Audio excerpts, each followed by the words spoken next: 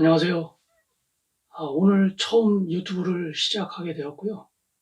우선 제 소개부터 드리겠습니다. 저는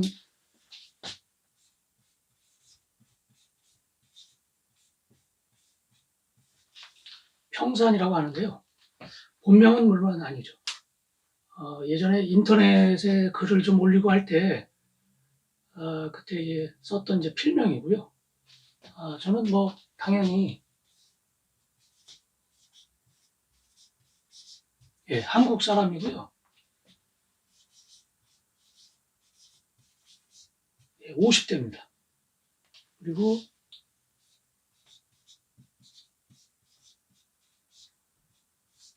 일남 일녀를 두고 있고요.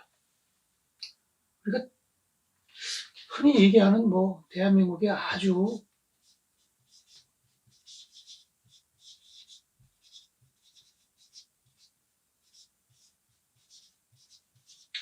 평범한 가장입니다. 근데 아주 평범하지만 제가 이제 다른 분들하고 약간의 뭐 조금 차이가 조금 있다면은 제가 유난히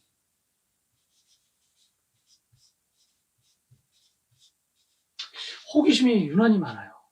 어렸을 때부터. 그래서 뭐 궁금한 거는 가리질 않습니다. 그래서 뭐 우주라든지 뭐 생명의 기원, 그 다음에 뭐 역사, 뭐 종교, 뭐 등등입니다.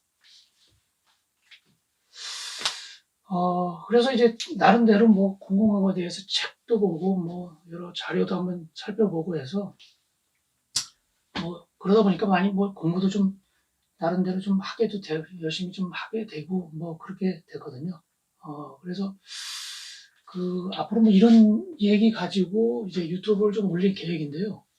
오늘부터 해서 앞으로는 일단은 종교에 대해서 종교에 대해서 말씀을 드리고 나머지는 이제 차차 한번 틈나는 대로 잘 그 영상을 한번 올리도록 하겠습니다. 일단 뭐 종교 하면은 이제 간단하게 우리가 얘기 조금 정리를 좀 하면 일단 우리 대한민국에 종교 분포를 보면은 일단 뭐 기독교가 제일 많죠, 그죠? 그다음에 이제 불교, 그다음에 뭐 원불교라든지 뭐 대종교, 뭐 대순진리 뭐 여러 가지 있죠, 그죠? 기타 종교가 좀 있고요.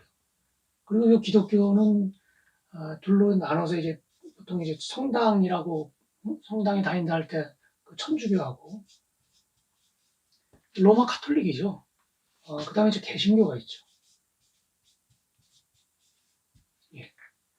근데 이제 세계적으로 또 따지면은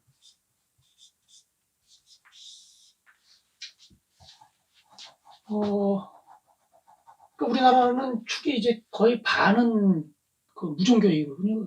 저 무종교인이고요. 그다음 종교를 가진 사람 중에서는 대략 한 25% 전체에 따져서요. 불교가 한 20%, 뭐 대략 그렇게 알고 있습니다. 기타 한 몇 프로 되고요. 근데 세계적으로는 역시 뭐 기독교가 제일 많은데요.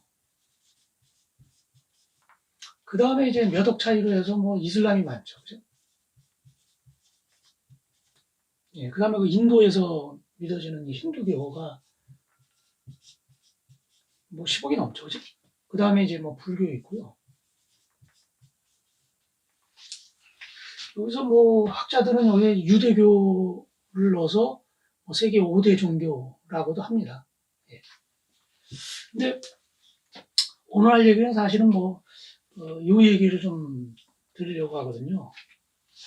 되게 뭐 사실 우리 그 대한민국이 그 기독교 국가라든지 뭐 불교 국가라든지 뭐 국교로 정한 건 없지만은 그래도 가장 뭐 좀 핫하게 얘기거리가 되고 많이 관심을 갖는 게 이제 기독교인 것 같은데요.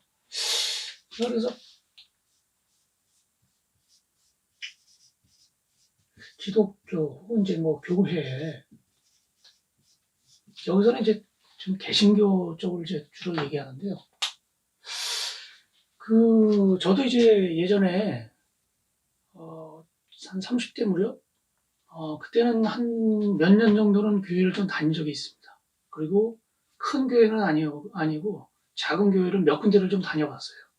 이사 좀 자주 하고 하는 바람에, 그렇게 다녔는데, 그래서 거기서 하여튼 수원에 살 땐가, 예, 거기 조그만 교회가 있었는데, 거기서 뭐, 주제넘게 이제 직분까지 받고, 흔히 얘기하는 뭐 날라리 집사겠지만, 예, 그런 적이었는데, 제가 근데 여러모로 이렇게 그 교회라든지 어떤 기독교라는 종교에 대해서 접할 때 그 두 가지 아주 상반된 감정을 느껴요, 제가.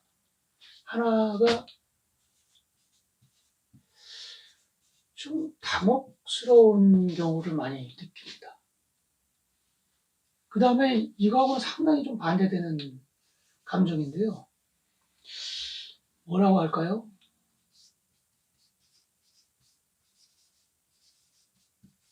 경이롭다고 할까요? 일단 요거부터 좀 말씀을 드리면은, 우리 기독교계 내에서도 되게 존경을 받는 분들 많이 계셨잖아요. 지금도 계시고요.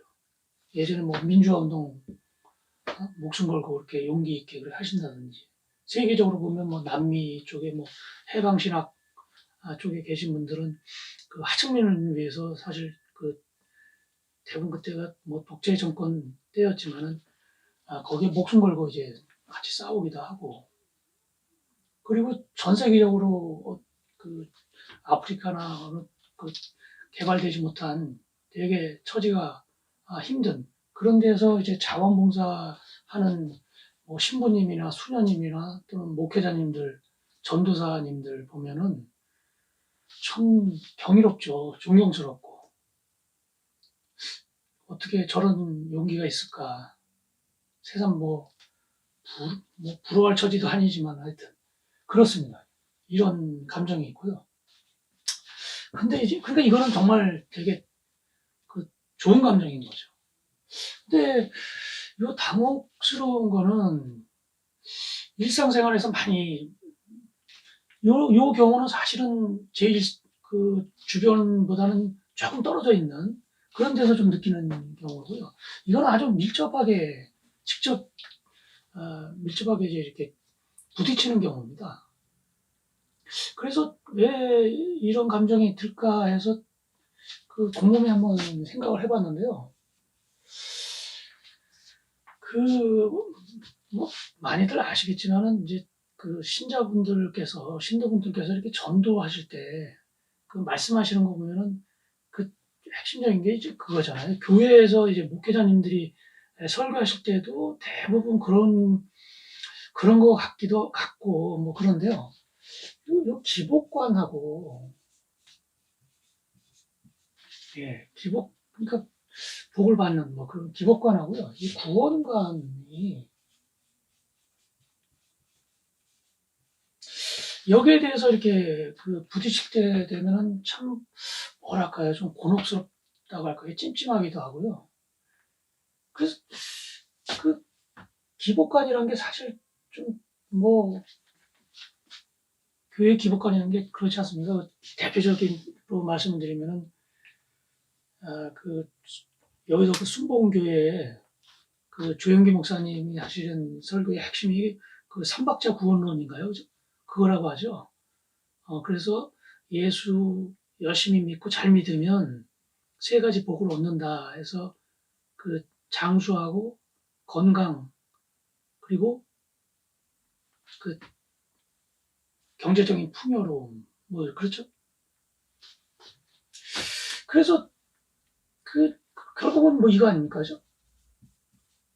예수 잘 믿으면은 이 복을 받는다 이제 그건데요.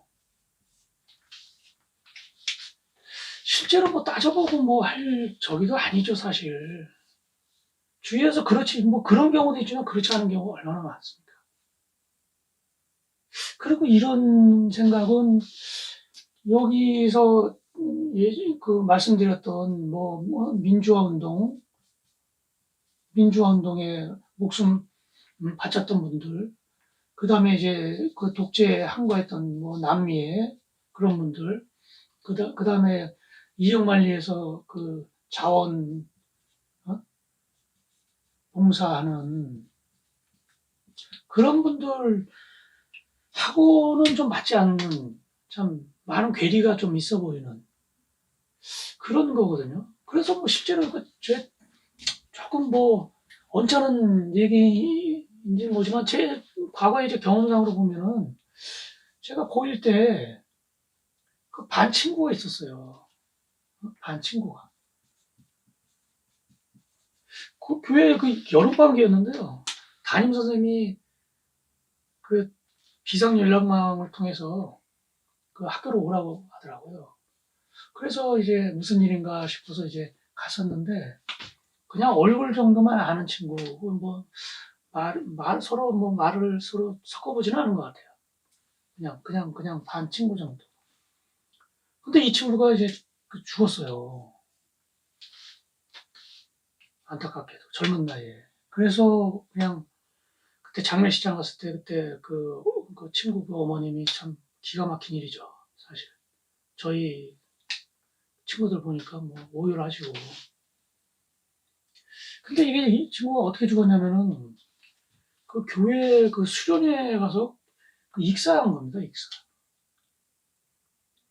그러니까 참 이거 순진하게 정말 까칠하게 야 이런데 이런 예를 든다는 게 참 뭐하긴 하지만 그렇게 좀 강조를 만약에 한다 그러면 너무나 그렇지 않은 경우 많단 말이에요. 그죠? 아무리 그래도 그 꽃도 피워보지 못한 나이에 사망한다는 거는 그 복 받은 건 아니잖아요, 절대. 그죠? 그리고 이런 얘기도 있습니다.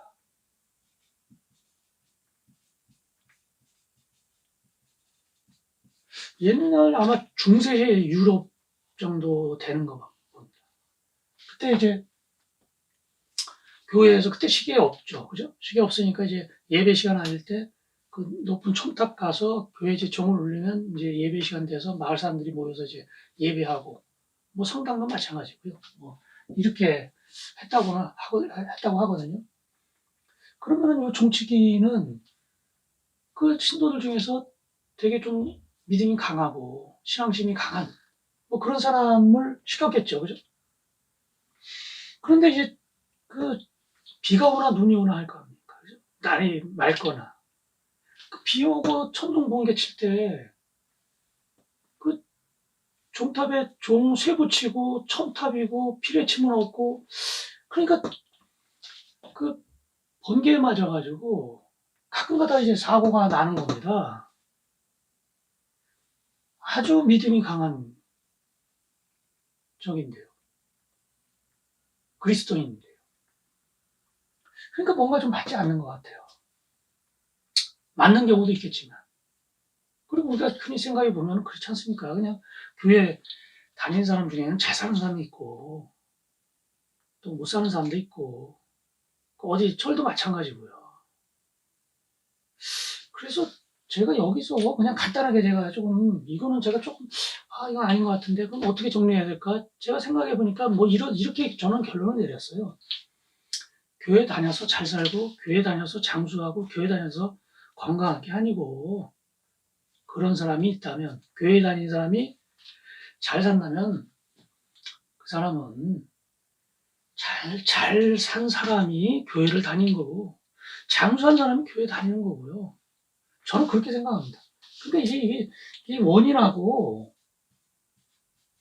이 결과가 좀 뒤집어졌다고 생각해요. 저는. 그리고 이제 구원관 하면은 이것도 역시 이거는 이제 죽기 전이죠, 그죠? 살아생전이고요. 구원관 같은 경우는 예수 믿으면 이제 구원을 받는다고 하잖아요. 그죠? 천국 간다, 뭐 그런 얘기 하잖아요.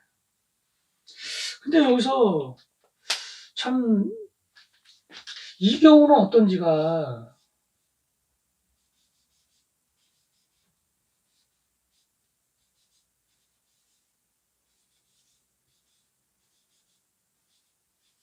예, 그 유명한 노래죠. 그 어메이징 그레이스라는 노래. 예전에 오바마 대통령도 어떤 교회 가서 한번 부른 적이 있죠. 노래 가사 보면은, 가사와 그 음료를 들으면은 참 감동적이죠. 어떤 분들은 막 눈물도 막 흘리기도 하고 그러는데, 요 작사가가 그 존 뉴턴이라는 사람이거든요. 이 사람이 나중에 신부님이 됐는데 그 전직이 뭐냐면은 그 신부예요, 신부. 아마 성공회 그 영국 사람이니까요. 그런데 이 사람이 그 전직이 그 노예 매매상입니다. 근데 이 사람이 이제 젊은 시절에 이제 노예 매매를 할 때 그 아프리카 서해안에서 이제 흑인들 잡아다가 이제 각지로 이제 유럽 쪽으로 이제 팔아넘기고 뭐 하는 거 아닙니까? 그런 업에 종사했는데 언젠가 이제 그 배가 난파돼서 거의 죽을 뻔 하다가 기적적으로 아마 살았나 봐요. 그러고 나서 이 사람이 회심을 해서 자기의 그 전에 있던 죄를 뉘우치고 이제 공부해서 이제 신부가 된 거죠. 그래서 이 노래 가사 말을 보면 나 같은 죄인을 살리신 자비로운 뭐 하나님 뭐 대략 이런 가사로 알고 있거든요. 근데 저는 좋다 이겁니다. 근데 이 사람한테 그 잡혀서 온갖 고초를 당하고 뭐 죽기도 하고요. 했던 그 흑인 노예는 뭐죠, 그럼? 이 사람은 구원을 받았잖아요. 받았다고 확신을 하잖아요. 물론 구원을 받았는지 안 받았는지는 나중에 가봐야 알겠죠. 뭐 예수님이 재림하시면 그때 하나하나 뭐 심판을 하신다고 하니까. 근데 자기는 받은 걸로 생각해서 너무 좋아하는 겁니다. 그러면 이게 뭐죠? 이 사람들은 수십 명, 수백 명은 될 텐데요. 예수를 알지 못해서 구원 못 받나요? 그리고 이 사람이 참회를 할 거면 먼저 해야 될 일이 하느님 앞에 용서를 비는 것도 좋지만 그와 함께 자기 때문에 고초당한 이 사람들한테 먼저 참회하고 사죄해야 되는 거 아닙니까? 제 생각에는 그렇습니다. 그 영화 그 미량이라는 영화가 아주 이 얘기를 아주 그 이창동 감독님이죠. 그 전도연 배우가 그 칸에서 저 여우조연상 받은 거 있지 않습니까? 거기 주인공이 이제 신혜잖아요, 신혜. 신혜 이제 전도연 배우가 이제 그 연기를 했고요. 그 스토리는 간단히 뭐 말씀드리면 이 신혜가 이제 이혼을 하죠. 남편이 먼저 아마 사별을 했을 겁니다. 사별하고 아들 하나 그 초등학생 정도 되는 저학년 되는 아들과 함께 그 밀양이라고 하는 그 소도시로 이제 이사를 가죠. 근데 낯선 곳으로 가다 보니까 혹시나 좀 괄시받고 무시당할까봐 그 거기 있는 동네 사람들하고 이제 어울릴 때 그때 되게 돈이 많은 척을 해요. 땅도 있고 막 그런 식으로 해요. 얘기를 해요. 요 얘기를 듣고 어떻게 들었는지 그 아들을 이제 그 학원에 맡겼는데 그 학원 그 원장이 그 아들을 유괴하고 나중에는 죽입니다. 그래서 아주 신혜는 그것 때문에 어마어마하게 고통을 받죠. 결국 자기 때문에 죽은 거 아닌가 죄책감에 시달리고 그래서 어찌어찌 하다가 뭐 어느 교회에 들어가서 거기서 이제 오열하면서 거기서 그 예수님을 영접을 하죠. 그래서 아주 열심히 신앙생활을 하고 그러다가 어느 때 되니까 이 시내가 그런 생각을 해요. 물론 이제 잡혀서 교도소가 있는데 이 원장을 만나서 한번 용서를 해주고 싶다. 하나님의 또는 그 예수님의 그 본질이 사랑 아닌가. 그래서 용서를 하겠다고 마음을 먹어요. 그리고 그 교도소에 가서 면을 하죠. 그래서 참 어렵게 이제 대면을 하는데 이 원장 하는 얘기가 참 기가 막힌 거예요. 자기는 그 감옥 안에서 예수님을 영접하고 구원을 받았다는 거예요, 자기는요. 용서받았대요. 그리고 아주 마음이 편안하대요. 시내는 이 얘기를 듣고 그냥 정말 뭐 반미칭하게 되는 거죠. 여기서도 마찬가지죠, 그죠?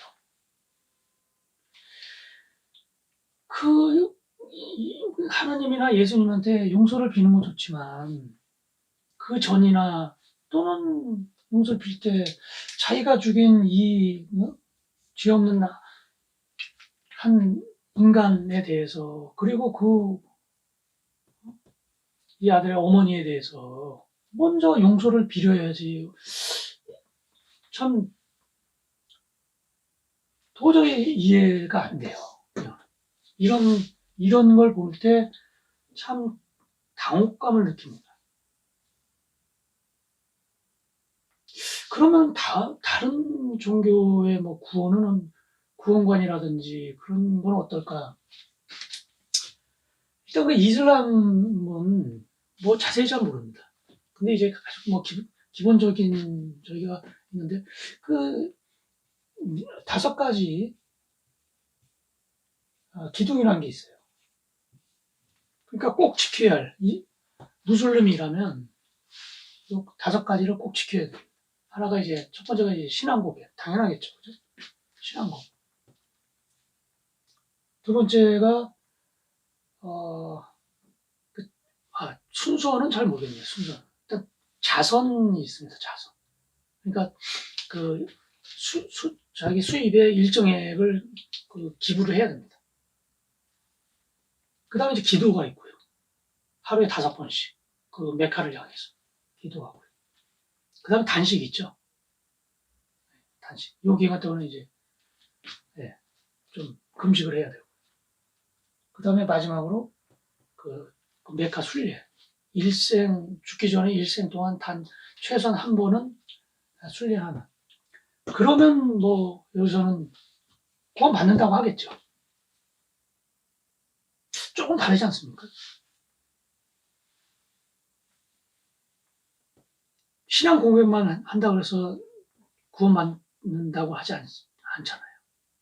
그죠? 5가지 계율을 지켜야 된다고 하잖아요. 불교 같은 경우도요. 불교는 불교의 그 핵심 이론을 연기론이라고 해요. 그래서 제 아는 예전에 인터넷에서 카페 활동 열심히 하고 할 때 그때 이제 한 분이 책을 지은 분이 계시는데 그때 제목이 연기를 보는 자 부처를 본다. 그런 책도 지었거든요. 그러니까 핵심은 연기론입니다. 이 연기론이라는 거를 좀 다른 말로 하면은 인연론이라고도 해요. 인연론인데 이제 얘기하자면은 이제 이런 거죠. 인이라는 거는 직접적인 원인, 연은 간접적인 원인. 이 2가지가 합쳐져서 결과가 나온다. 그래서 예를 들면 이런 겁니다. 그러니까 예를 들면 이제 뭐 기부를 한다고 쳐봐요. 기부를 합니다. 선한 행동이죠. 그런데 기부를 제대로 했어요. 그러니까 제대로 된 그 기관에다가 기부를 했습니다. 그러면 기부한 게 헐벗고 가난하고 좀 힘들게 사는 사람들한테 전달이 되겠죠. 그래서 그 선한 직접적인 원인하고 그 다음에 선한 간접적인 원인이 합쳐지면 선한 결과가 나온다는 거죠. 그리고 이 기부를 근데 잘못해서 좀 잘못된 기관에 주게 되면 엉뚱한 데 쓰일 거 아닙니까? 그죠? 그래서 선한 그 행동만 있다 그래서 반드시 결과가 좋은 건 아니다. 뭐 이렇게 얘기를 하거든요. 하지만 반드시 출발점은 뭐냐면요. 선한 행동을 해야 어찌 됐건 선한 과보를 받을 수가 있다는 겁니다. 인과론이라고 하죠. 인과론. 그래서 좀 사뭇 달라요. 사뭇. 그래서 저는 저는 이제 이게 두 가지가 같이 느껴지거든요. 그 기독교를 접하거나 교인들을 접할 때. 그래서 이게 왜 그럴까? 어째서 이런 두 가지의 전혀 다른. 그래서 제가 조금 이제 뭐 공부를 하다 보니까 나름 결론을 좀 내렸습니다. 나름 결론. 자, 이거는 세상의 이 빛과 소금이죠. 그 그리스도인들은 빛과 소금이 돼야 된다고 하잖아요. 그리고 빛과 소금이고 진정한 기독교인, 그리스도인들. 그 빛과 소금 되는 그 행동이나 그 삶을 그거를 모범적으로 보여준 사람이 누구죠? 당연히 예수 아닙니까? 이 삶은 어디에 있냐면은 어디에 잘 나왔냐면은 복음서에 잘 나와 있어요. 그렇죠. 복음서에는 이런 게 있나요? 복음서를 읽다 보면 이런 거는 저는 잘 못 느끼겠어요. 근데 이게 어디서 제가 느껴지냐면은 이 구약을 읽을 때 이게 느껴집니다. 그리고 여기서 얘기하는 예수님이 얘기하는 하나님과 여기서는 그 함부로 부르면 안 되겠지만은 안 된다고 하지만은 하나님을 여호와 하나님이라고 그러죠. 그죠? 그래서 개신교 쪽 성경 쪽에서는 이제 여호와라고 그러고 그 판본에 따라서 아마 천주교 쪽에서는 이제 야훼라고 할 겁니다. 근데 이제 그 발음이 야훼가 더 정확한가 봐요.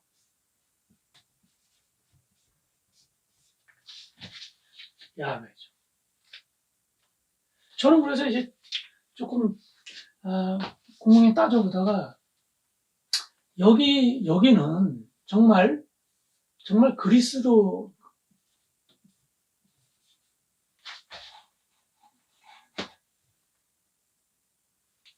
예.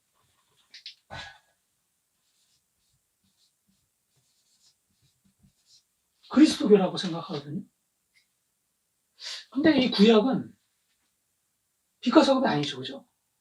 여기 믿는 이스라엘 민족이나 그 저기 믿는 지도자들 하는 행동을 보면요. 여기는 저는 야훼교라고 생각합니다. 야훼. 다르다고 생각을 해요. 대표적인 게 6월절 같은 경우 6월절에 얽힌 거. 또는 이제 뭐 과월절이라고 하죠. 그죠? 넘어간다 해가지고. 이거 유래가 저게 아닙니까? 그죠? 그 출애굽 당시에 그 이집트의 그 애굽, 그 파라오가 모세가 이스라엘 그 족속을 데리고 가겠다고 하니까 못 가게 하잖아요. 그래서 이제 그 하나님이 그 야훼 하나님이 그 10가지 재앙을 내리죠. 뭐 그 10가지 재앙만 해도 참 그 9가지만 해도 저기 되게 그 대단한 건데 그 마지막 10가지 같은 경우에 그 경고를 이렇게 내리잖아요.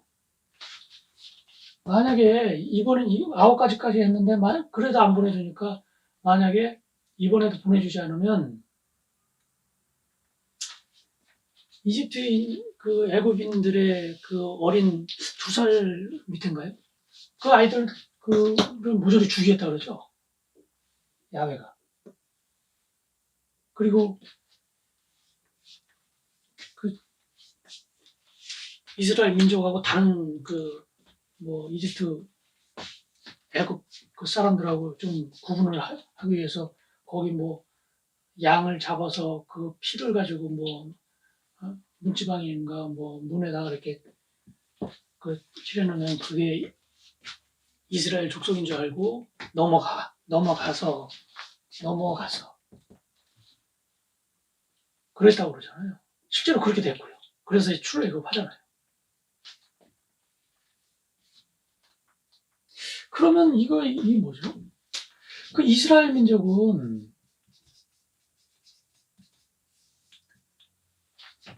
구원받았죠, 그죠? 좀 거창하게 얘기하면, 그죠?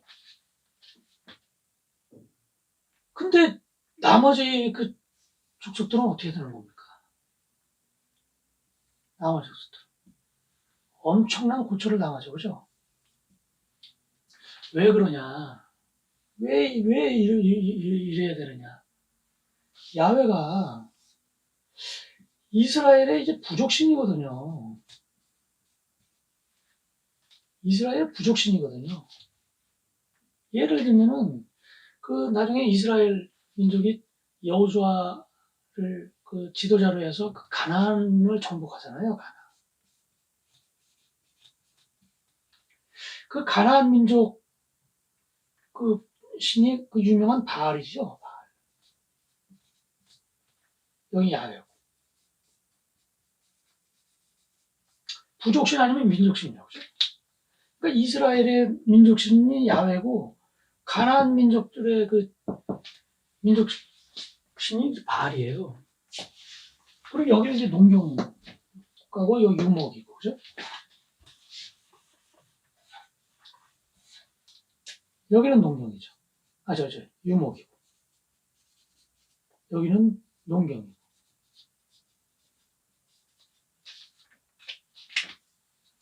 유목민족의 좀 특징이 그렇죠.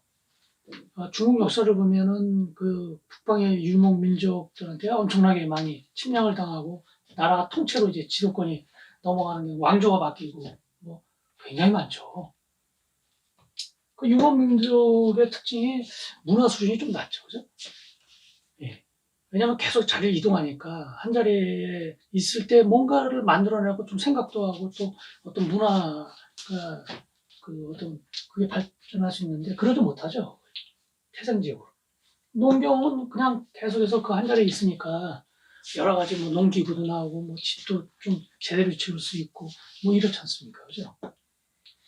그리고 말들을 잘 타니까 이 군사력은 좀 높을 수가 있죠. 그죠? 그래서 어려움 처할 때 어떻게 해야 되죠? 어려움 처할 때 침략해서 빼앗죠. 그 가나안 정복기가 뭐 그런 얘기 아닙니까? 그죠? 그래서 가나안 정복했는데 이쪽이 이제 문화 수준이 높으니까 여기에 이제 동화될까봐 그 야훼교의 그 사제들이 엄청나게 경고를 하죠. 이스라엘 그 지도자 그 왕들한테도 지도를 하고 뭐 경고하고 그렇지 않으면은 자신들의 어떤 정체성이 무너지겠죠.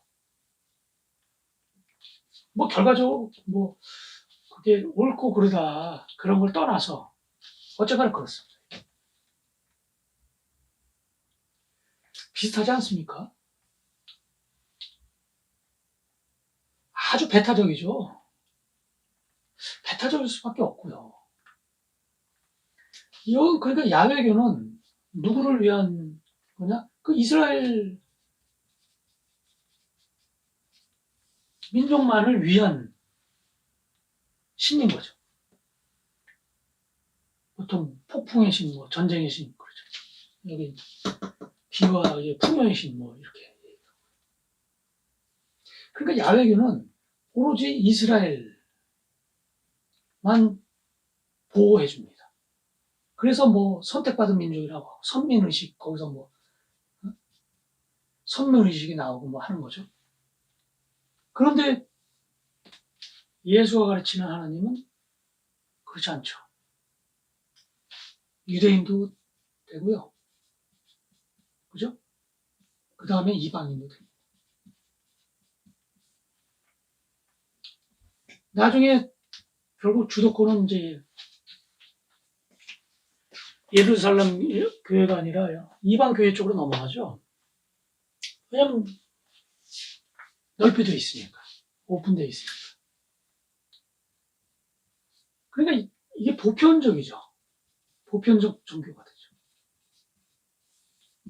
그래서 카톨릭이란 말이 뭐 보편적 뭐 그런 뜻이네요. 그죠? 그러니까 지금 현재 다른 나라는 잘 모르겠고요. 지금 현재 우리 그 대한민국에 있는 기독교는 그 두 가지가 같이 있는 것 같아요. 그 예수께서 말씀하시는 빛과 소금이 되어야 한다 하고, 그리고 사랑의 하나님인 진정한 그리스도교가 있고요.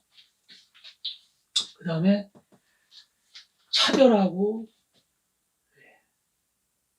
그 다음에 배타적이고, 다름을 인정하지 않고, 이런 두 가지 흐름이 같이 혼재해 있다고 생각을 합니다. 그래서 간혹 어떨 때는 되게 당혹스러운 느낌을 갖고요.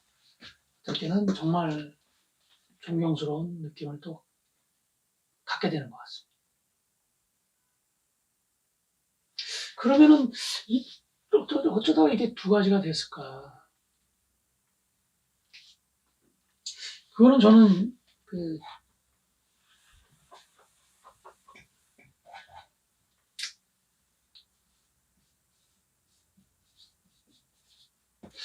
바울의 원인이 있다고 봅니다. 바울 하면은 그 아주 제1의 신학자죠. 기독교. 그러니까 최고라는 거죠. 그 뒤에 뭐, 아우구스티누스나 뭐, 아퀴나스 뭐 이런 사람들도 있지만, 대단한 전도사고요. 그죠? 근데 이 사람이 중요한 거는 예수를 알지 못해요. 그 예수를 만난 적이 없습니다. 그 신약을 보면 그 복음서가 있고요. 그 다음에 서신이 있죠. 그 서신 중에는 바울 서신이 아마 제일 많고 뭐 다른 이제 기타 서신이 있고요. 바울이 쓴 걸로 추정되는 서신이 많고 또 되게 권위를 갖죠. 근데 여기에 복음서에 서 나와 있는 그 예수님의 어떤 말씀이나 행적에 대해서 얘기한 게 있나요? 바울이 썼다고 하는 그 서신 꼼꼼히 읽어보시면 제가 알고 있기로는 아마 단 한 군데 정도 있고, 왜 그러냐? 바울은 예수를 만난 적이 없거든요. 그 사도행전 앞부분 보시면은 왜 스테판의 그 순교 장면이 나오잖아요. 거기서 스테판을 그 바리새인들이 이제 돌을 던져서 이제 그 죽이는데 돌을 던질 때 이제 외투가 있으니까 좀 불편할 거 아닙니까죠. 그래서 외투를 벗는데 그걸 받아준 청년이 사울이죠. 바울의 그 회심하기 전에 이름이 이제 사울 아니에요. 그 청년으로 추정을 합니다. 그러니까 본인도 자기가 회심하기 전에는 그리스도인들을 엄청나게 박해를 했다고 고백을 하죠. 인정하고. 그러면 이 바울이 예수님을 만나질 못했거든요. 근데 예수님이 사망하고 나서 그 초기 그 교회, 초대교회,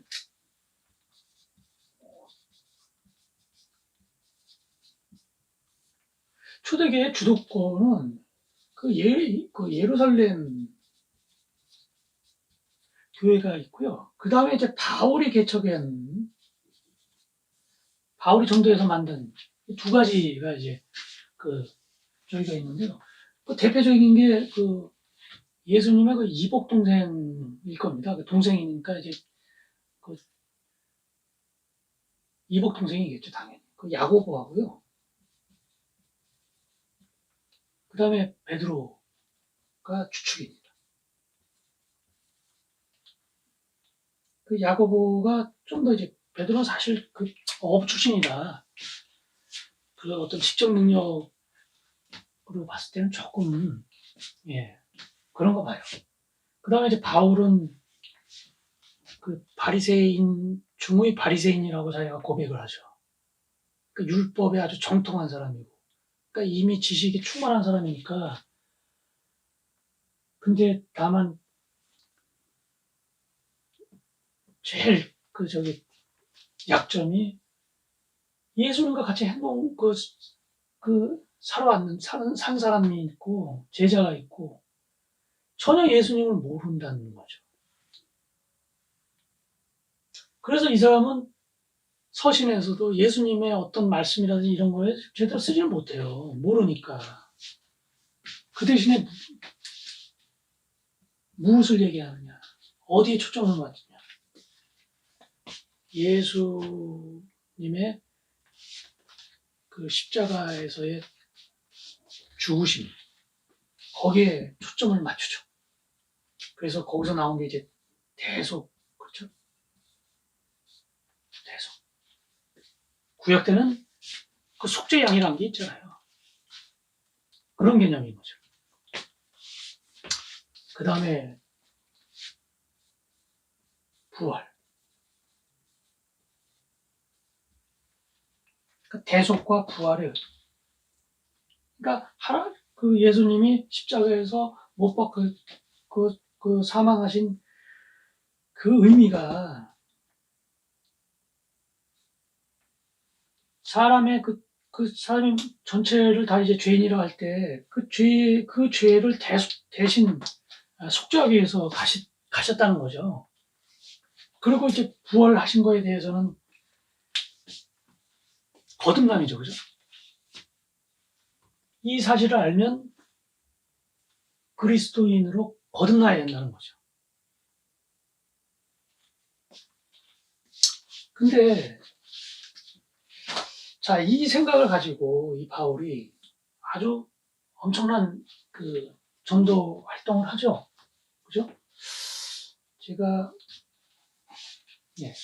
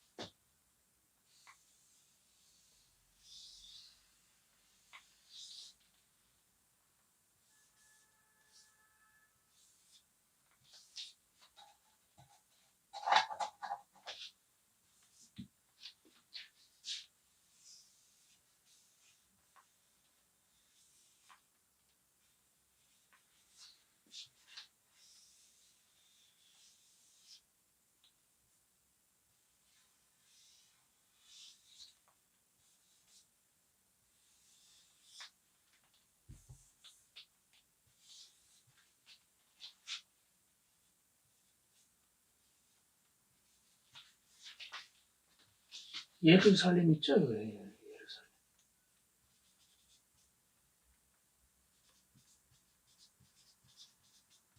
이집트고요. 이게 이제 홍해입니다. 그 유명한. 여기서 이제 그 출애굽 하는 거죠. 그래서 예전에 대략 뭐 기원전 한 1400년경 혹은 뭐 1200년경 뭐 이렇게 보는데요.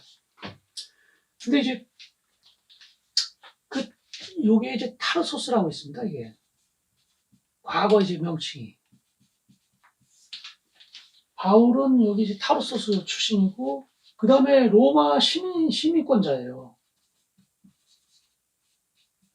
이 로마 시민권이라는 건 어마어마한 그런 어떤 권한인 겁니다.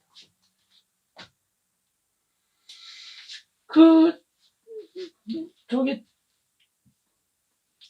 다마스쿠스 가는 길이었나요? 하여튼 바울이 여기서 회심을 하죠. 눈이 잠깐 멀고 뭐 해서 어떻게 해서 그리고 이제 회심을 하죠. 그죠? 그러고 나서 이제 예수 제자들도 만나고 그래서 이제 이쪽으로 이제 여기가 이제 터키거든요. 지금의 터키. 그 당시에는 여기가 다 이제 그 로마 속주죠. 그래서 이쪽에 이제 소아시아 반도 아나톨리아라고 하죠. 그죠? 그 다음에 이쪽에 이제 뭐 그리스, 그 다음에 이제 로마 있는데, 결국은 이제 로마까지도 가죠. 로마에서 이제 중흥을 이제 추정을 하죠. 크레타 섬이고요. 사이프러스, 키프로스 섬이고요. 이쪽에서 여기서 그래서 뭐 고린도도 있고 뭐 많죠. 뭐 에베소도 있고, 거기 이제 서신에 나오는 여러 가지 도시 이름들이 많이 있죠. 데살로니카도 있고요. 그죠? 그래서 쭉 전도를 하죠. 근데 여기서 이제 전도를 할 때, 지금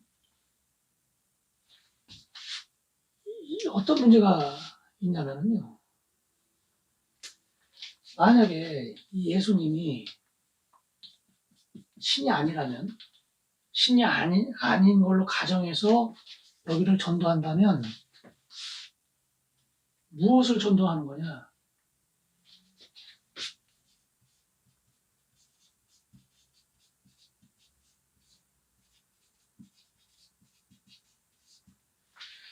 야외교, 혹은 이제 유대교를 전도하는 겁니다. 그럼 이게 먹히겠습니까? 부독신아니에요. 이스라엘. 안 먹히겠죠. 그런데 만약에 예수님을 신으로 한다. 그럼 이거 전도할 때 이게 다 심겨져 다. 뭐 로마에는 뭐 한 30만의 신이 있다고 하니까요.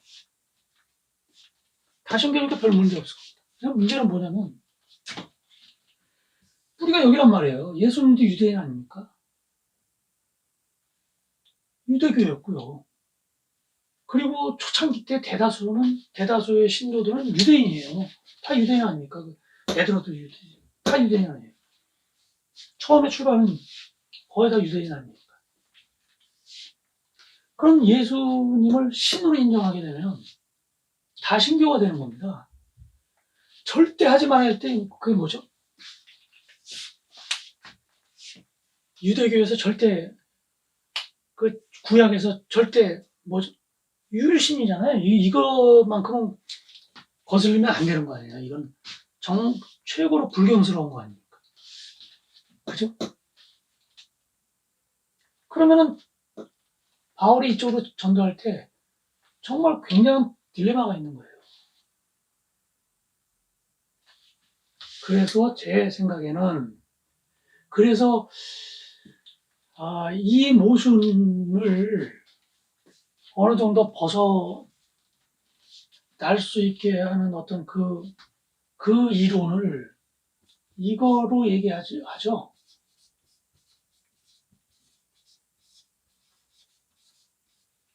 삼위일체론. 삼위일체가 뭡니까? 그죠? 성부, 성자, 성령. 다 하나님 주죠. 성부 하나님, 성자 하나님, 성령 하나님. 물론 예수님이죠.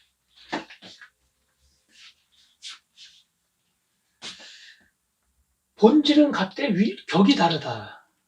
아주 애매모호한 얘기인데. 본질은 같으니까 유일신이죠. 하지만 예수님이 그냥 완전 신이 아니다 하면은 어떻게 부활이 되고, 그죠? 어떻게 여기다가 유대교를 전합니까? 그러니까 여기서 이쪽에서 볼 때는 그 예수님이 신이라 해도 별 거부감이 없죠. 이쪽 사람들이 볼 때는 본질은 같으니까 하나님이다 이거죠.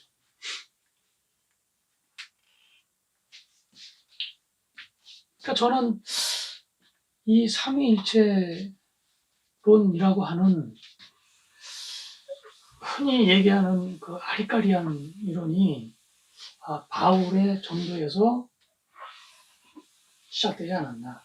저는 그렇게 좀 추측을 합니다. 이제 이번 동영상의 이제 결론인데요.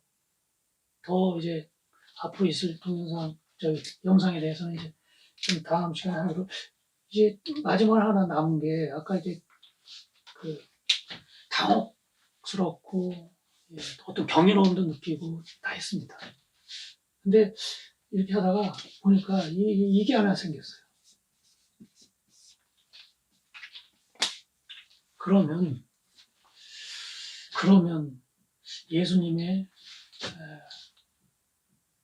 실제 그 언행이라든지 삶은 어떤 거였을까? 뭐가 훨씬 정확할까?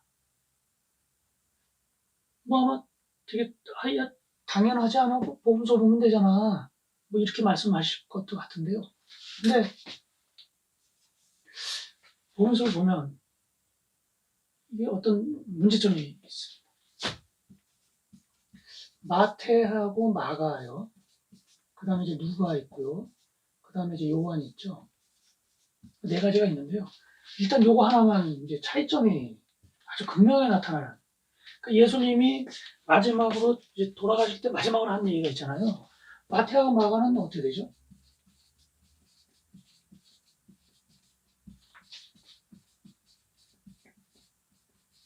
이거죠. 엘리 엘리 라마 사박타니. 나의 하나님 나의 하나님 어찌하여 나를 버리시나이까. 하여튼 버리시나이까. 원망이죠. 서운함. 누가는 어떻죠? 아버지께 아버지여 제 영혼을 부탁드립니다. 요한은 짤막하죠. 다 이루었다.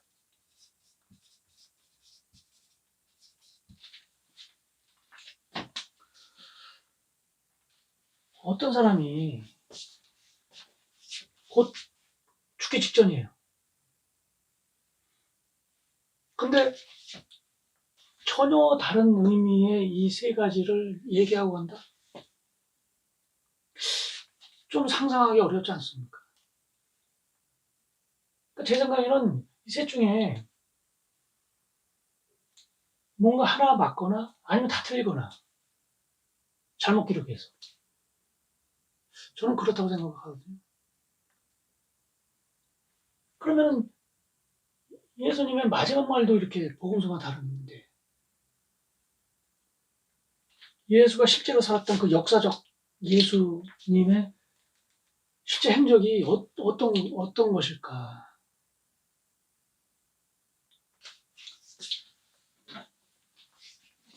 그 복음서 중에서 아마 교회에서 제일 많이 인용하는 게 아마 요한복음인 것 같아요. 제가 예전에 교회 다녀올 때는. 제가요, 요한복음 1장 1절을 한번 읽어 드리겠습니다. 어떻게 되어 있냐면요. 태초에 말씀이 계시니라. 이 말씀이 하나님과 함께 계셨으니 이 말씀은 곧 하나님이시라. 그가 태초에 하나님과 함께 계셨고 만물이 그로 말미암아 지은 바 되었으니 지은 것이 하나도 그가 없이는 된 것이 없느니라.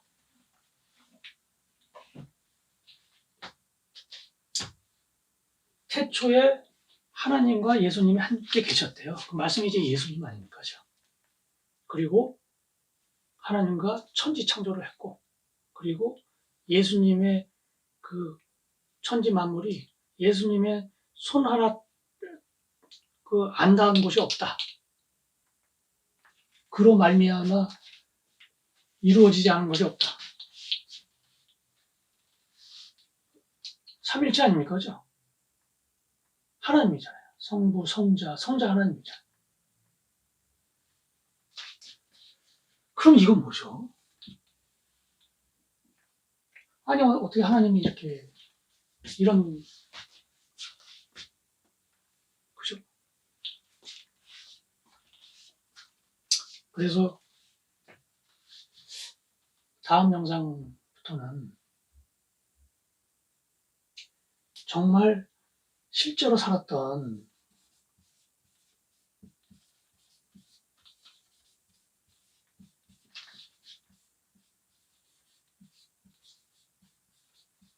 어떤 모습일까 한번 찾아보는, 추적해보는 그런 영상을 앞으로 좀 몇 회, 혹은 뭐 10여 회 정도 올릴 것 같습니다. 제 영상 봐주셔서 감사하고요. 오늘은 여기까지고요. 다음 영상에서 뵙겠습니다.